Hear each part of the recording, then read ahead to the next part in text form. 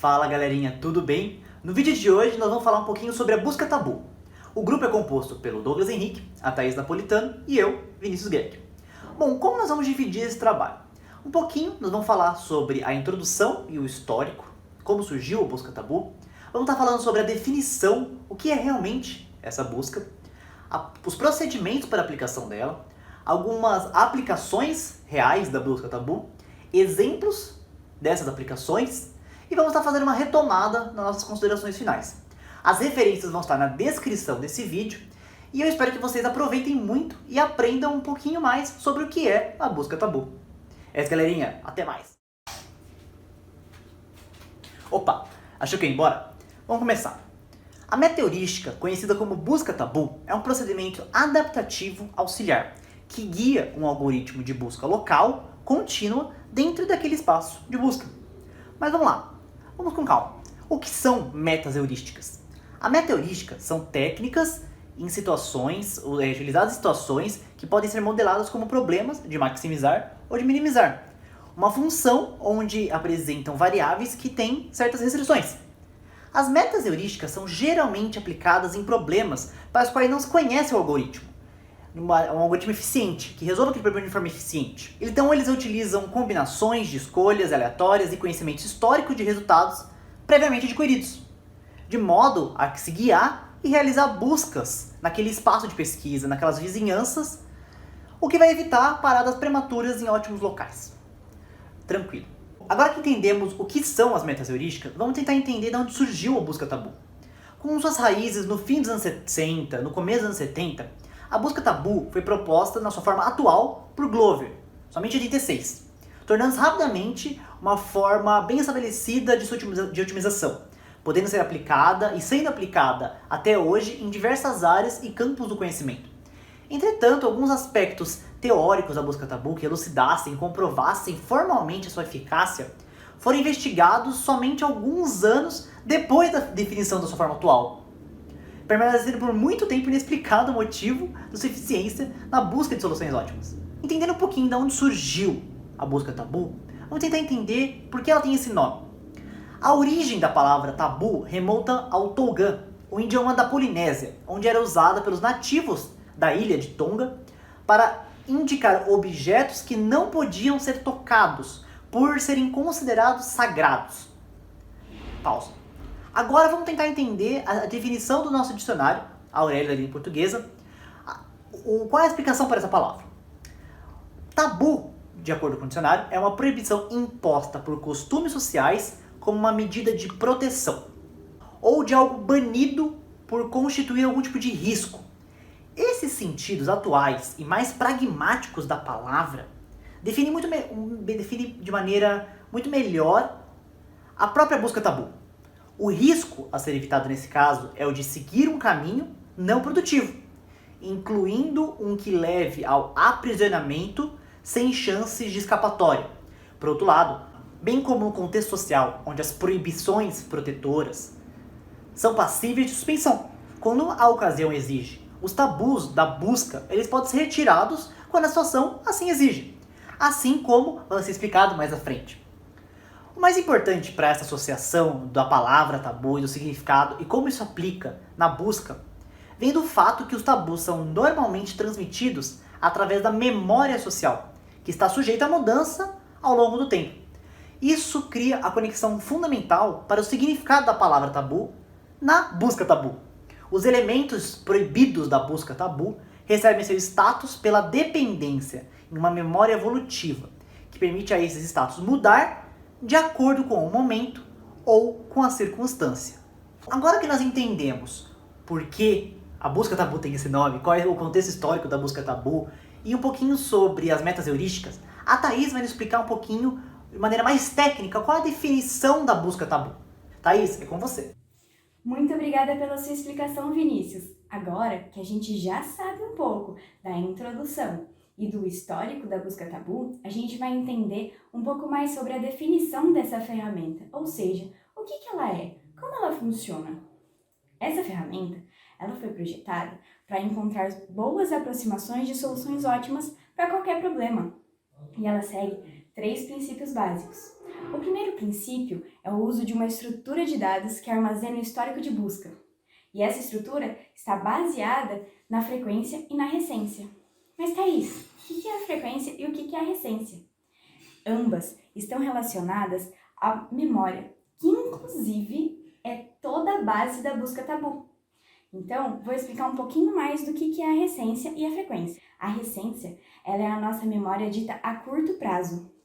E é por meio dela que a gente classifica as soluções como tabu, ou seja, aquelas que a gente não pode utilizar, como o Vinícius já tinha comentado.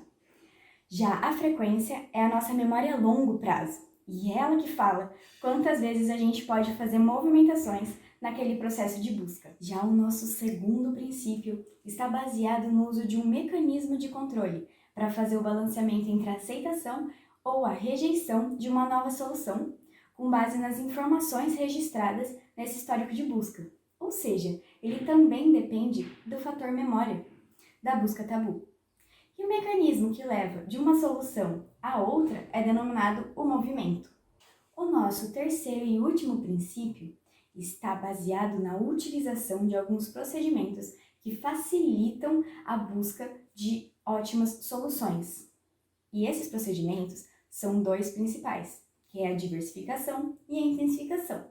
A diversificação, ela tem o objetivo de direcionar a busca para novas regiões, para atingir mais espaços de vizinhanças e soluções possíveis. Assim, o processo não se estabiliza. Já o processo de intensificação, ele reforça a busca na vizinhança de uma solução historicamente já considerada boa. Com esses 3 princípios, então, nós conseguimos formar o funcionamento básico da busca tabu, que nada mais é que uma solução inicial que, por meio de movimentos, a gente obtém soluções vizinhas, que são comparadas entre si até que se chegue a uma solução ótima naquele momento. Essa solução é armazenada, então, em uma estrutura de dados e se ela não for tabu, a gente consegue reiniciar o processo com a última solução ótima obtida, até que se melhore o processo ou até que tenha uma condição de parada. Vale lembrar também que são usadas estratégias de intensificação e diversificação para poder controlar as perturbações causadas pelas movimentações. Também é importante ressaltar que uma solução considerada tabu é aquela que já foi visitada. Então, essa restrição ela é feita para que o processo não entre em ciclos, passando por regiões que já tenham sido visitadas e atrapalhe o nosso processo de busca. Sabendo de todo esse funcionamento, então, nós passamos para a análise profunda de um algoritmo da busca tabu, com o nosso especialista em programação, o Douglas. É com você, meu amigo. No algoritmo da busca tabu padrão, temos alguns parâmetros a serem considerados. O primeiro deles é o tamanho da lista tabu. Sabemos que a lista tabu ela é uma lista com movimentos proibidos que restringem a geração de soluções já dadas anteriormente. Então, o tamanho dessa lista nada mais é do que a quantidade de iterações já realizadas. Ainda temos o critério de aspiração, que é um mecanismo que retira, em algumas circunstâncias, o status tabu do movimento. Como terceiro parâmetro, a gente tem a quantidade de soluções vizinhas avaliadas em cada iteração. E por fim, como um parâmetro, a gente tem a quantidade máxima de iterações a serem consideradas ou um limite máximo de tempo. Por isso, a gente deve adicionar um critério de parada. A gente vai ver melhor isso agora no código da busca tabu. Vem comigo. Então, essa receita de bolo, que é um pseudocódigo do procedimento da busca tabu. Então, aqui tem diversas linhas, né? Cada uma definindo um passo da busca tabu. E eu vou falar o essencial dessas linhas, certo? A gente começa com uma solução inicial que é definida pelo S0. Então, todas as variáveis aqui denominadas S, que tem uma pequena variação de uma para outra, são referentes à solução. A melhor solução obtida até então, ela recebe o S0. E aí a gente vai ter um contador de iterações. A melhor iteração obtida vai ser atualizada também conforme for dado a melhor solução. E aí a gente tem o BT máximo, que é o número máximo de iterações sem melhoras na solução. Esse BT máximo ele é o nosso critério de parada, que vai ser definido mais adiante. E aí a gente tem uma atualização da lista tabu. Então, conforme é dado as soluções, a gente atualiza a lista tabu como uma regra para ela não se repetir. E a gente tem também a inicialização da função de aspiração A para retirar o status tabu dos movimentos em algumas circunstâncias, como já falado anteriormente. E aqui a gente tem uma função que é enquanto a iteração menos a melhor iteração for menor que o BT máximo, vai ser realizado isso aqui. O BT máximo, que é o nosso critério de parada, então, ele pode ser definido de duas formas. A primeira delas é a quantidade de iterações, ou seja, você colocar um limite para as iterações do programa. E a segunda é você definir um mínimo da solução. Então, pegando uma função objetivo que você queira minimizar o problema, e você conhece qual é a solução mínima que você pode chegar, esse vai ser o seu critério de parada. Então, enquanto isso, ele vai atualizar o número das iterações, ele vai avaliar o elemento conforme o subconjunto, que ele é representado pela letra V, da vizinhança N, e vai atualizar a lista tabu. E aí a gente tem que se a função de S for menor que a função da melhor solução obtida até então, o S vai ser passado para a melhor solução. Então vai ser uma atualização ali. E aí a melhor iteração recebe o valor da iteração. E assim a gente finaliza essa repetição, atualizando a função de aspiração A e finalizando o programa em si, retornando a melhor solução. Você viu só como é simples utilizar esse método? Então agora, vamos ver um pouco como é a aplicação da busca tabu? Agora que nós entendemos um pouquinho mais sobre os procedimentos de aplicação da busca tabu, vamos tentar entender onde nós podemos aplicá-la. A busca tabu está presente em alguns setores como um método de resolução de problemas. Um deles é o setor de design, de produção, inventário, investimento, no de rastreamento, otimização de grafos, no de telecomunicações, dentre muitos outros, como nós podemos observar nessa tabela. Além disso, nós podemos fazer a aplicação da busca tabu com algumas linguagens de programação e ferramentas, como Python ou o MATLAB. Para esse trabalho, nós vamos estar focando em um tipo específico de problema, o de roteamento de veículos. Mas também a busca tabu pode ser aplicada em outros tipos de problemas, como o do caixeiro viajante, o de alocação de salas, dentre muitos outros, como mencionei. Agora, nós vamos abordar um exemplo do algoritmo da busca tabu, que seria o problema do roteamento de veículos, que é frequentemente abordado em áreas de logística, transporte e distribuição. Ele nada mais é que um problema de um conjunto de clientes que precisa ser atendido por uma frota de veículos, respeitando algumas restrições. Normalmente, o objetivo desse problema é minimizar custo, tempo e alcançar um trajeto mais econômico.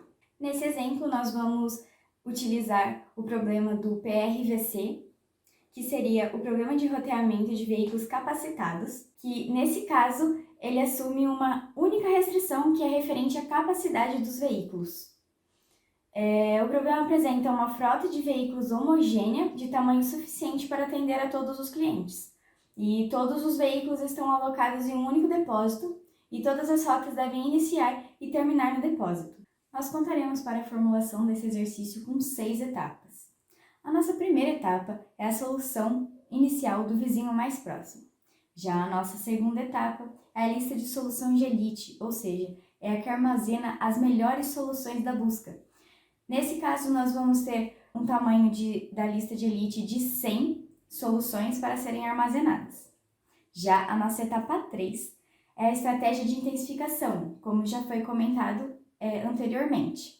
A cada 15 interações, sem uma melhora na solução, nós faremos uma busca na vizinhança expandida para que exista uma solução melhor. Já a nossa etapa 4 é o movimento gerador de vizinhança, ou seja, nós vamos trabalhar com as movimentações de vértices. Serão a realocação de vértice ou a troca de vértice. Como que isso ocorre? A realocação de vértice é quando você extrai um vértice de uma rota e coloca em outra rota destino. Já a troca de vértice é quando você escolhe 2 vértices e troca a posição entre eles. Essas trocas, essas movimentações só podem ser feitas quando não gera excesso na capacidade dos veículos, na capacidade total daquele percurso. Quinta etapa e penúltima é o nosso critério de aspiração, como já foi falado pelo Douglas.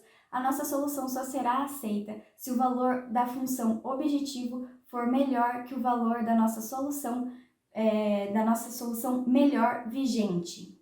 E a nossa última etapa, a sexta, ela contará com o nosso critério de parada, ou seja, nós teremos um número máximo de iterações e se esse número for atingido, o nosso processo de busca é interrompido, mesmo que não haja uma melhora no valor da função. Colocando em prática, então, todas essas etapas, nós começaremos com uma rota inicial. Essa rota inicial ela conta com a rota 1, 2, 3 e 4 e com os principais vértices que vamos trabalhar, que é o A, o B e o C. A nossa primeira movimentação, então, será feita pela troca dos vértices, em que nós trocaremos o vértice A pelo vértice B, como mostra essa imagem. Já a nossa segunda movimentação será a troca do vértice A pelo vértice C, como mostra essa imagem ao lado. Já o nosso outro tipo de movimentação será a realocação dos vértices. Nós primeiro pegaremos o vértice A, tiraremos da rota R1 e introduziremos na rota R4 na sua primeira posição. A segunda movimentação com a realocação dos vértices será ainda com o vértice A na rota R4, porém na segunda posição da rota R4, como mostra a imagem ao lado.